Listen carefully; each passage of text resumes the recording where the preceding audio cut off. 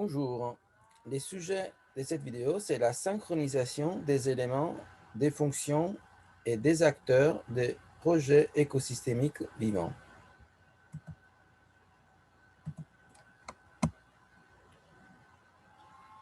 On est toujours en train de faire une présentation des convergences créatives, le jeu outil pédagogique pour concevoir et réaliser des projets. Et aujourd'hui, on va se focaliser sur la synchronisation du projet. La synchronisation, c'est ce qui va permettre en fait à un projet écosystémique d'être socialement éthique, d'être économiquement viable et équitable, d'être écologiquement écosystémique et régénératif, évolutivement favorable au déploiement des hauts potentiels, eux aussi harmonieux, cohérent, fluide, aligné et résonnant avec les vivants, créatif, motivant et enthousiasmant. Donc, la synchronisation, ces mots, a une origine grecque. Ça vient du grec soun, ensemble, et chronos, temps. Et l'action de coordonner plusieurs opérations entre elles en fonction du temps. Les systèmes dont tous les éléments sont synchronisés sont dits synchrones. Certains systèmes tolèrent d'être approximativement synchronisés, quasi synchrones. Selon les systèmes et la précision qu'ils imposent, différentes sortes de synchronisation sont utilisées. Pour certains systèmes, seul l'ordre des événements est important. Pour d'autres, le temps écoulé entre deux événements doit être précisément connu.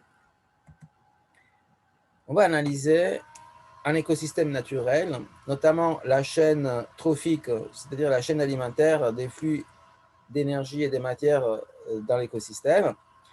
La source d'énergie fondamentale, c'est le soleil. Alors, le soleil, à travers un processus effectué par les plantes, permet la création des macromolécules biologiques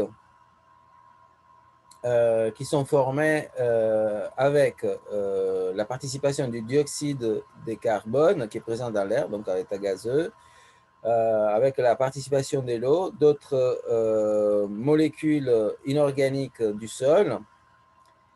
Et avec l'énergie donc du soleil, ça produit des macromolécules qui sont assimilables par donc un autre type d'êtres, c'est les herbivores, qui sont des consommateurs primaires.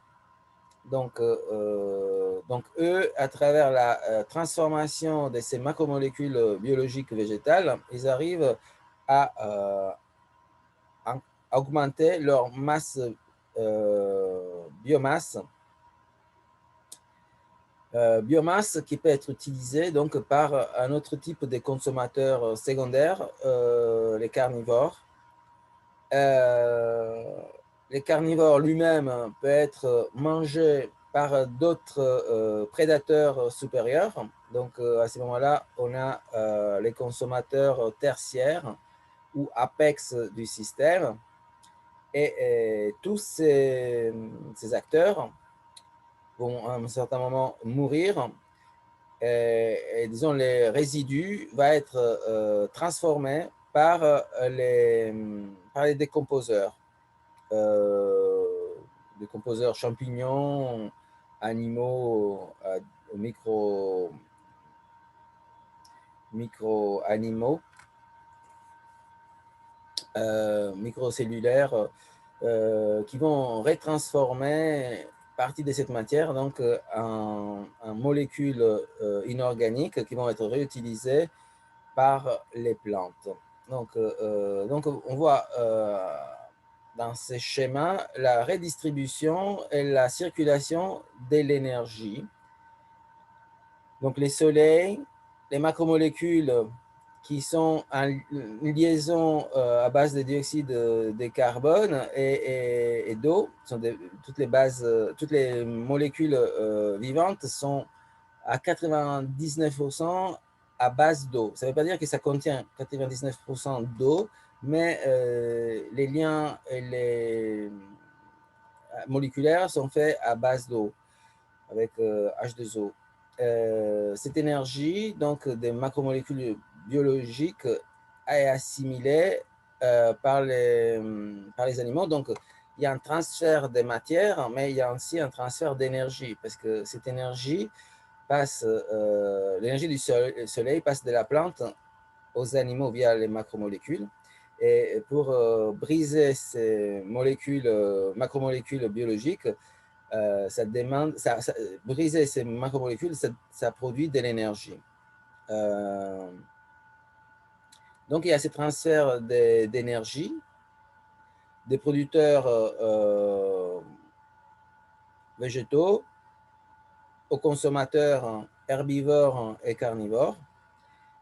Et finalement, il y a toute la boucle qui est garantie. Donc, ces processus, on peut l'imaginer à l'intérieur d'un projet écosystémique collectif humain. Déjà, on peut voir qu'un projet écosystémique, c'est en lui-même un ensemble de tâches, un ensemble d'éléments qui sont reliés les uns aux autres et sont synchronisés avec un certain ordre. Donc, dans la phase, la première phase, c'est les rêves. Dans ces phases, on a l'émergence de la conscience de l'idée du projet, la motivation et la collecte d'informations. Et il y a une quatrième phase, qui est une phase avec une boucle de rétroaction qui permet de synchroniser et de vérifier l'efficacité de cette phase de rêve. Après, on passe à la phase de planification avec considérer les alternatives, concevoir une stratégie et tester une stratégie. Et il y a une autre boucle rétroactive. Ces boucles rétroactives sont fondamentales dans la synchronisation des objectifs avec les besoins du projet. Ensuite, on a la phase d'action avec évaluer la progression, gestion et administration et mise en œuvre avec une boucle rétroactive. Et ensuite, dans la célébration bilan, discerner avec acquisition de nouvelles compétences, résultats transformatifs et discerner avec sagesse. Et une boucle rétroactive qui permet de vérifier la cohérence et ça permet de synchroniser tout ça. Et ça, c'est un premier tour, mais il va y avoir d'autres tours au fur et à mesure que le projet avance. Et donc, c'est un processus cyclique où chaque phase est synchronisée à l'intérieur d'elle-même, entre les différentes étapes, par des boucles rétroactives, et chaque phase est synchronisée avec les autres et avec tous les processus par ces différents cycles qui vont se mettre en place jusqu'à l'aboutissement et à la gestion du projet dans les temps. Donc, le projet, donc on a vu écosystémique, il est synchronisé à l'intérieur, mais il est aussi synchro à l'intérieur de son univers, son contexte. Idéalement, le projet se situe à la convergence de 3 sommets.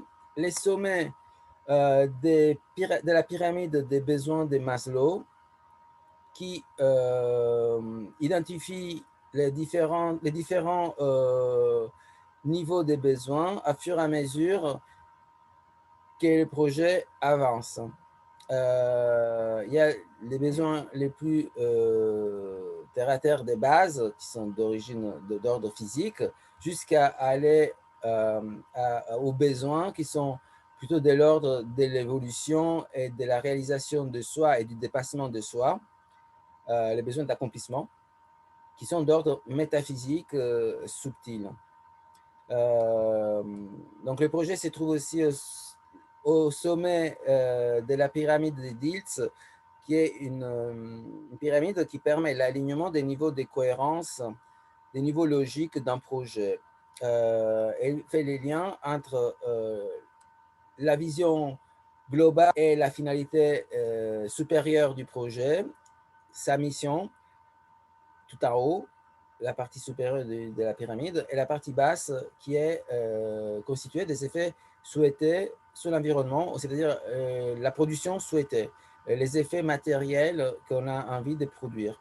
Et tout ce qui est entre la partie supérieure et inférieure va émerger par l'alignement des niveaux de cohérence. Donc, ça va être les valeurs, la capacité ou les capacités, les compétences et les comportements adaptés à la réalisation du projet.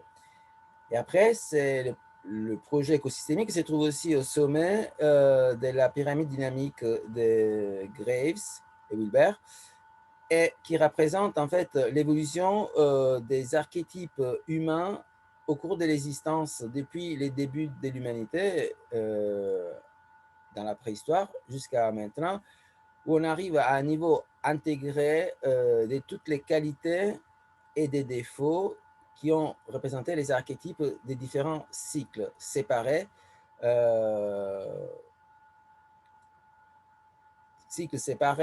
qui sont maintenant remplacés par des cycles intégrés où en fait toutes les qualités de l'humain avec les qualités et les défauts des qualités, donc en fait tous les aspects, les polarités sont intégrées entre elles, sont remis ensemble.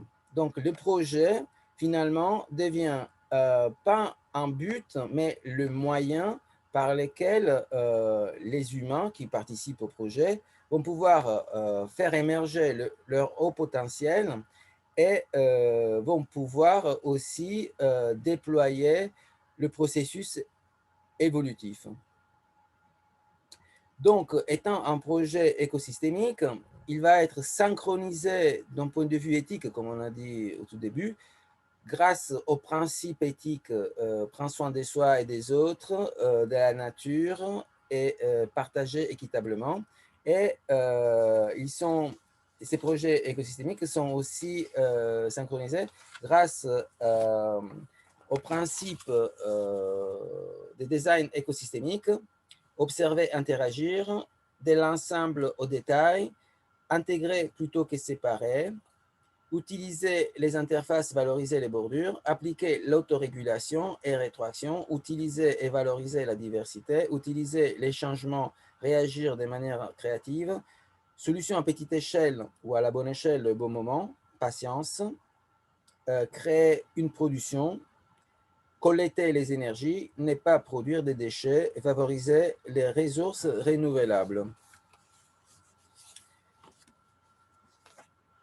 En fait, il y a aussi les principes des écosystèmes vivants sains, des fonctionnements des écosystèmes sains, l'autocréation, la complexité, diversité des parties, incorporation et dépendance vis-à-vis des grands ou longs, l'ensemble des systèmes ou écosystèmes d'écosystèmes, l'autoréflexibilité, conscience de soi, connaissance de soi, l'autorégulation et maintenance autonome, capacité de répondre au stress interne et externe ou à d'autres changements, ça fait partie de la résilience, échange entrant et sortant des matières, énergie, information, comme pour les écosystèmes naturels, transformation des matières, énergie et information, donc ça c'est la fonction production, utilisation de toutes les composantes, communication entre toutes les parties, coordination des parties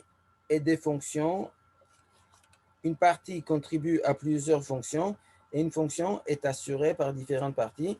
La mise en balance, c'est-à-dire équilibrage des intérêts négociés dans les cas d'écosystèmes humains ou des équilibrage entre les besoins et les objectifs de l'écosystème naturel. Réciprocité des parties dans la contribution et l'entraide, efficacité équilibrée par l'élasticité, préservation de ce qui fonctionne bien, service écologique, et modification créative de ce qui ne fonctionne pas bien, ce qui sont les 10 services. Donc, si on fait un parallèle entre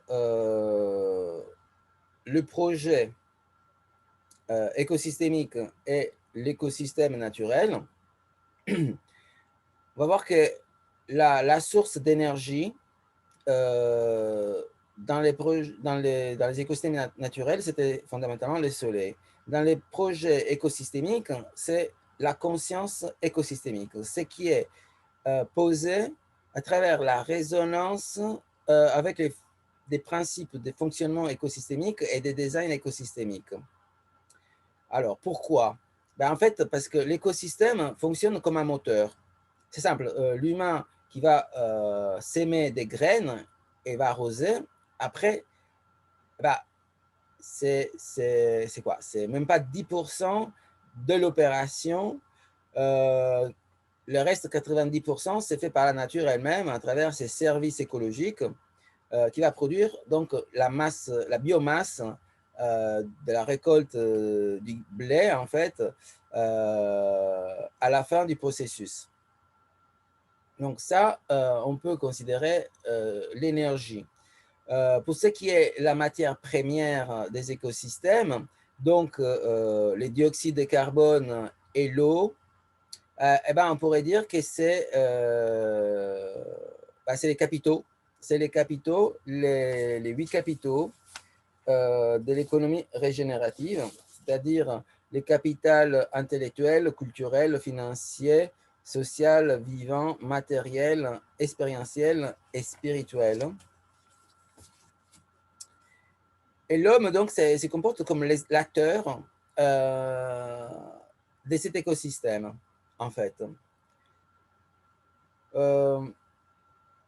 Le projet écosystémique, donc, il se compose d'une partie matérielle et d'une partie subtile, en fait, qu'on peut dire même métaphysique, qui est de l'ordre des besoins, des niveaux logiques, des niveaux de conscience et des hauts potentiels qui vont être exprimés à travers le projet écosystémique.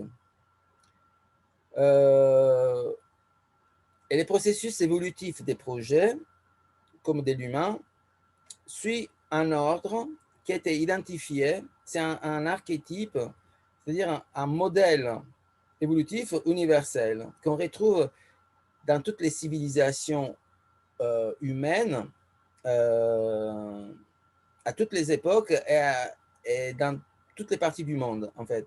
C'est celle qui a été identifiée par Joseph Campbell comme le voyage du héros. À travers différentes étapes, on passe d'un stade initial, il y a un appel de l'aventure qui permet en fait d'aller chercher à l'intérieur de soi les potentialités pour aller intégrer des nouveaux potentiels, des nouveaux talents qui, à la fin du processus, donc dans le cas d'un projet, c'est l'émergence de l'idée, la motivation pour le réaliser, après planification, action et célébration. En fait, à la fin, on célèbre l'intégration de ces nouvelles compétences. En fait, ça représente l'archétype du processus évolutif de l'humain. L'humain est vraiment tellement au centre du projet écosystémique que le projet écosystémique lui-même représente un élément fondamental dans le processus évolutif de l'humain et de la mise en synchronisation de tous ces aspects. On peut identifier les aspects qualifiant l'humain en, c'est les 4 corps qui sont utilisés dans le yoga, dans les disciplines orientales, mais qui sont aussi intégrés à niveau de la psychologie, etc.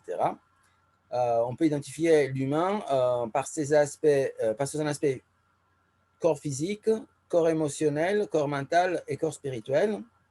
Corps spirituel étant la connexion de l'humain avec sa vraie nature ou à la source, qui n'est pas forcément une religion, mais ça peut être quelque chose de transcendant.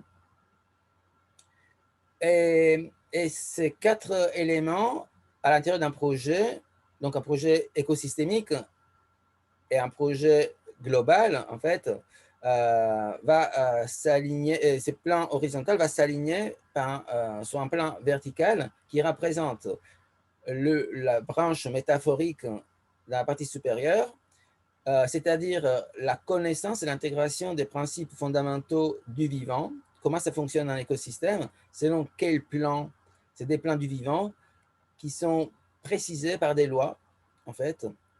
Et après, la branche collective en bas, qui représente en fait la réalisation collectivement à travers une convergence de la raison d'être individuelle avec la raison d'être collective. Donc, on parle des raisons d'être supérieures qui représente en quelque sorte l'objectif évolutif vers l'excellence, probablement.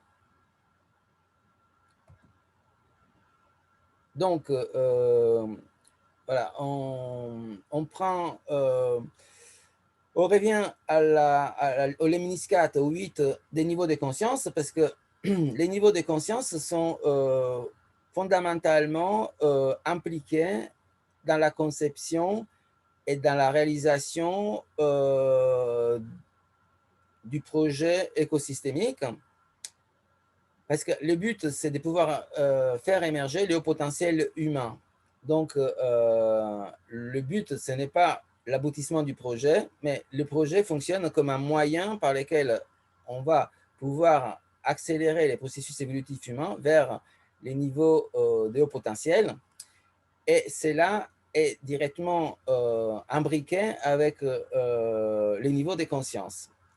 On peut voir ici, par exemple, que les besoins, les niveaux de besoins sont directement reliés au type de besoin. Donc, la conscience supérieure d'en bas, c'est fondamentalement une conscience matérialiste et on peut dire même matérialiste primitive. Dans cette phase, en fait, c'est le principe féminin d'inclusion, c'est-à-dire on est tout avec la nature. On ne dit même pas je, mais on dit nous à l'intérieur des tribus. Les tribus sont hautement connectées avec la nature, avec les animaux, les proies. En fait, c'est une interaction égale et divinisée quelque part. Donc, c'est vraiment, ça correspond au niveau bas de la pyramide des besoins de Maslow, les besoins physiques, physiologiques. Après, il y a la conscience supérieure d'en haut, qui représente le principe masculin exclusif de réalisation du soi. La réalisation de soi étant manifester sa vraie nature, sa propre nature, à un niveau plus élevé, manifester sa vraie nature en connexion avec la source, c'est-à-dire la finalité fondamentale de l'évolution et de la vie. Bon, dans la pyramide des besoins de Maslow, ça correspond au besoin de s'accomplir. Et le sommet du sommet de la pyramide de Maslow, c'est l'accomplissement, c'est le dépassement de soi. Donc, nous, on agit à niveau de la conscience ordinaire, normalement, mais on a accès à ce type de conscience inclusive et exclusive. La conscience exclusive est reliée à l'intuition et à l'information non locale. C'est-à-dire ça vient d'un niveau de conscience qui dépasse notre conscience ordinaire. C'est-à-dire ce n'est pas marqué sur notre disque dur, mais ça vient dans notre plan. Bon, la physique de la conscience parle de la conscience information qui est contenue dans le vide quantique ou dans le champ quantique unifié, où les vides, ce n'est pas vide, mais c'est de l'information. Donc, le but du projet écosystémique, c'est de faire évoluer la conscience ordinaire en intégrant les informations de la conscience supérieure d'en haut et de la conscience supérieure d'en bas, faire l'intégration, comme dans la spirale dynamique, de tous les niveaux évolutifs pour devenir la conscience ordinaire même, une conscience cosmique, c'est-à-dire une conscience holistique qui va vraiment être intégrée dans l'écosystème comme un tout. Donc, l'écosystème, le projet écosystémique devient une conscience intégrée, holistique. Quand les processus d'intégration et de synchronisation est abouti, en fait, c'est comme quand on arrive à solutionner un Rubik's Cube. C'est-à-dire, on a mis chaque pièce, chaque élément, chaque acteur, chaque fonction à sa bonne place, et donc on arrive à reconstituer les facettes du cube. À ce moment-là, ces facettes rentrent en interaction interne et avec toutes les autres facettes. J'ai trouvé une métaphore pour expliquer ça. On parle des carrés magiques. Les carrés magiques, c'est des objets mathématiques qui sont censés renfermer un pouvoir potentiel grâce à une série de nombres connectés par une relation particulière à leur intérieur. Donc, on voit ici au centre à gauche un type de carré magique. Donc, c'est des chiffres qui vont de 1 à 9 et sont distribués à l'intérieur d'un carré composé de 9 petits carrés.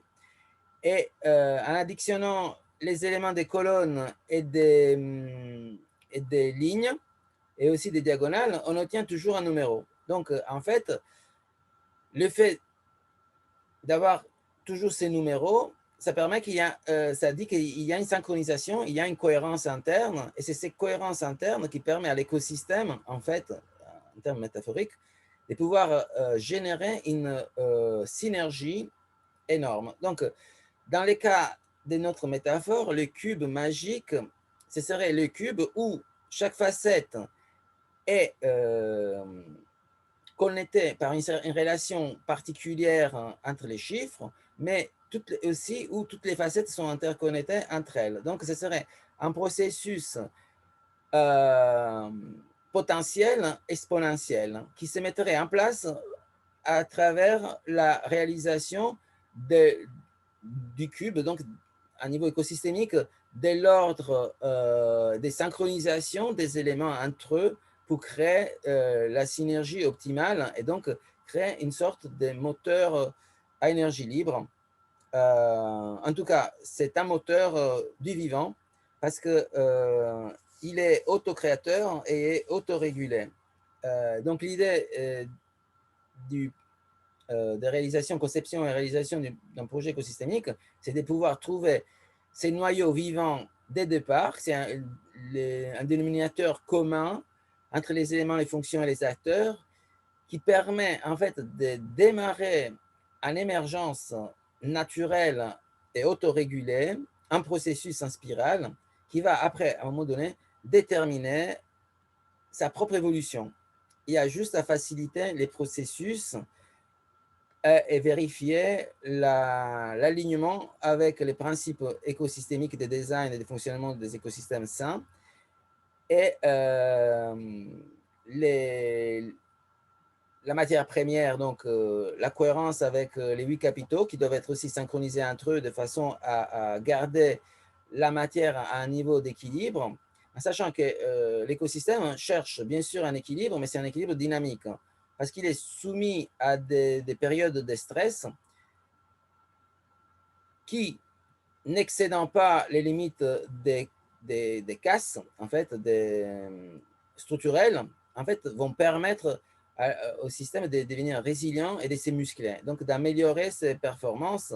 Et finalement, donc, l'objectif de l'écosystème, c'est de pouvoir évoluer et les besoins sont finalisés à rendre l'écosystème viable. Donc, pour finir, on peut dire que quand toutes ces synchronisations sont mises en place, à niveau de la conscience, qu'on avait vu, qu'on voit ici en bas à droite, en fait, on arrive en résonance avec les écosystèmes et les plans du vivant à ce qu'on appelle la pensée paradoxale. C'est une pensée qui n'est pas seulement logique, mais qui est transcendante, qui en fait a la possibilité de traverser les barrières qui la séparent à niveau de la conscience ordinaire, qui la séparent de la conscience supérieure d'en haut et de la conscience supérieure d'en bas. Donc l'unité avec les tout sans individualisme et l'essence de soi qui après se relie au tout selon les sciences, les sagesses anciennes et qui permet d'accéder au niveau d'information non locale et donc intuition et créativité. En fait, qu'est-ce qui se passe? C'est que ce type d'alignement permet en fait la synchronisation des ondes. En physique, on peut utiliser cette métaphore, c'est l'interférence constructive. C'est quand des ondes sont synchro, en fait, elles vont s'additionner l'une à l'autre pour donner des vagues beaucoup plus grandes. Et en fait, dans la conscience ordinaire, on serait dans une conscience où c'est une fonction des particules. En fait, c'est comme de la matière solide. Tandis que la pensée paradoxale permet d'osciller sur la fonction d'onde. C'est la fonction d'onde, en fait, qui permet ces processus, ce phénomène d'interférence constructive, qu'on pourrait dire c'est un phénomène aussi exponentiel à la rigueur, du moment où on peut accéder à ces informations non locales qui vont pouvoir être répercutées et, et matérialisées à l'intérieur d'un processus de conception et réalisation d'un projet écosystémique. En fait, ce qui se passe aussi, on crée, on a dans cette image, j'ai utilisé des métaphores, mais si vous voulez, c'est de l'expérience pratique qui m'a donné certaines compréhensions et où j'ai vu des phénomènes d'accélération énormes. En fait, ça pourrait, le fait de rentrer dans ces fonctions d'onde, de rentrer dans ces fonctions de pensée paradoxale, c'est-à-dire de raisonner avec les écosystèmes, aligne tous les acteurs, les fonctions et les objectifs et les besoins de l'écosystème. Et on passe d'un projet, là il y a une tourpille ou c'est un sous-marin en fait normal qui va subir les résistances de l'eau. Et dans les cas de ces pensées en ondes, donc vibratoires supérieures, pensée paradoxale, en fait, c'est comme le cas d'une tourpille ou d'un véhicule sous-marin à cavitation. C'est-à-dire, il est à mesure, il y a un dispositif dans ces objets qui permet de créer autour de lui, même s'il voyage dans l'eau, de l'air, en fait, un vide où il y a de l'air, en fait, plutôt. Et ça permet donc à cet engin de voyager dans l'eau à des vitesses 10 fois supérieures. En fait, on accède à une performance qui est bien plus large que celle normale d'un ensemble d'éléments qui ne sont pas reliés ou synchronisés en écosystème entre eux. Voilà, il y a un saut qualitatif. Et pour terminer, donc l'image du vortex torique avec les boucles de rétroaction qui étaient présentes dans l'image du projet, qui permet la conservation de l'énergie. En fait, il s'est créé à l'intérieur de ces synchronisations entre les différents éléments du projet, des boucles de rétroaction qui sont en mesure de garder l'énergie. Donc, c'est la conservation de l'énergie et augmente les potentiels justement par ces connexions au vide quantique, si on peut dire comme ça, en tout cas à une énergie qui n'est pas celle ordinaire, qui dépasse la somme des énergies des éléments et qui est une énergie grandissante, exponentielle, je dirais, qui permet en fait de transformer un projet ordinaire qui demande beaucoup d'énergie pour pouvoir le faire avancer, il faut le pousser même carrément, donc beaucoup d'énergie, et ça transforme en un projet moteur, automoteur, qui, après un départ, disons, ça demande une énergie de départ pour lancer la machine, mais après, ça devient lui-même porteur. Et du coup, ça va devenir un véhicule qui va porter les participants.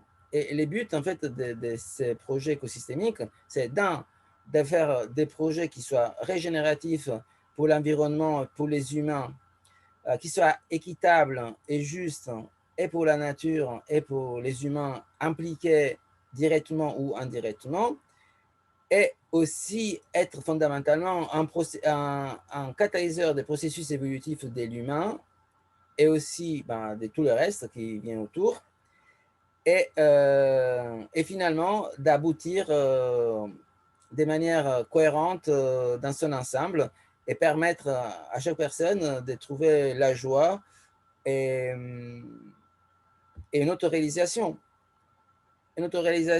individuelle et une réalisation collective. Voilà, donc ça, ce sont vraiment les principes du jeu outil pédagogique, convergence créative. Et voilà, après, c'est un processus, il faut pouvoir le tester pour l'expérimenter et vérifier soi-même. En tout cas, c'est un processus qui s'adapte à tout type de projet sans besoin d'aller déranger les principes métaphysiques. Juste l'effet de pouvoir se mettre en résonance avec l'écosystème crée, avec aussi des processus créatifs qui sont mis en place, la connexion avec l'écosystème et ça va changer, ça change la donne à niveau des processus d'élaboration, conception et réalisation des projets. Voilà, je vous remercie et à la prochaine. Au revoir.